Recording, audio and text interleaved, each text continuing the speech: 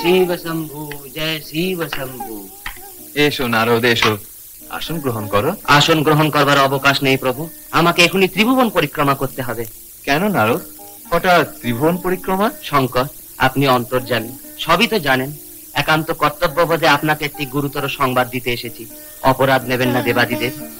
আপনার শ্বশুর দক্ষ প্রজাপতি এক সর্বনাশা যজ্ঞের আয়োজন করছেন। এর ফল কি যে হবে কল্পনা করতে আমার আতঙ্ক হয়। কেন নারদ, আতঙ্কের কারণ কি? এই যজ্ঞে দেব, নর, ব্রহ্মলোক, বৈকুণ্ঠে সবাই নিমন্ত্রিত, একমাত্র আপনি ছাড়া। এও কি কখনো সম্ভব প্রভু? কেন সম্ভব নয় নারদ? তাছাড়া আমি ভিখারি। সর্বযজ্ঞের অধীশ্বর যিনি, সেই যজ্ঞেশ্বর শিবকে বাদ দিয়ে কি কখনো কোনো যজ্ঞ হতে পারে? নারদ, নিয়তি কে না বাধ্যতে। তুমি এ নিয়ে উত্তেজিত হও না। শোনো, সতী যেন জানতে না পারে।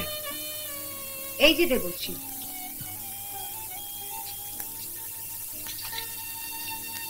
কখন এলেন? কিছুক্ষণ আগে এসেছি। আমাদের ওখানে গিয়েছিলেন? সেইখান থেকেই তো আসছি মা। পিতামাতার সংবাদ কুশল তো? হ্যাঁ, তারা সকলেই ভালো আছেন মা। আর তাছাড়া ওকে আর যেতে দাও সতী, দেবশ্রীর আজ অনেক কাজ।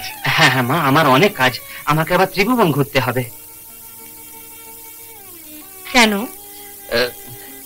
কেন অর্থাৎ আজ তাহলে এখন আমি আসি মা, পরে তোমায় সব বলবো। এখন না দেবশ্রী, আপনি যেন কি ঢাকবার চেষ্টা করছেন। আমায় বলুন, ত্রিভুবন ঘুরতে যাচ্ছেন কেন? থাক সতী, ওরা তো বলতে বাধা আছে। হ্যাঁ মা, শুনলে তুমি হয়তো দুঃখই পাবে। যত দুঃখই পাই, আমায় বলুন, সেখানে কোনো অমঙ্গল ঘটেছে নিশ্চয়ই? না না না না, অমঙ্গল কিছু ঘটেনি। তবে তোমার পিতা এক বিরাট যজ্ঞের আয়োজন করছেন, আর আমার ওপর ভার পড়েছে ত্রিভুবনের সবাইকে নিমন্ত্রণ জানাবার। বিরাট যজ্ঞের আয়োজন করছেন? হ্যাঁ। ত্রিভুবনের সবাই নিমন্ত্রিত হচ্ছে? তাহলে তো আমাদের আগে যেতে হয়। হ্যাঁ হ্যাঁ, আজ তাহলে এখন আমি চলি মা। কি হলো?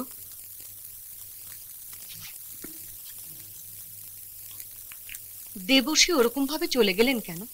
তার কারণ আমাদের নিমন্ত্রণ করার কথা তোমার পিতা তাকে বলে দেননি। বলেননি? তাহলে নিশ্চয়ই তিনি ভুলে গেছেন। তুমি চিন্তিত হও না প্রভু, যথাযোগ্য সম্মানের সঙ্গে তিনি নিশ্চয়ই তোমাকে আমন্ত্রণ জানাবেন। আমি যাই, যাত্রার আয়োজন করি। এরকম আরো অনেক সিনেমা দেখতে হলে ডাউনলোড করুন ক্লিক অ্যাপ।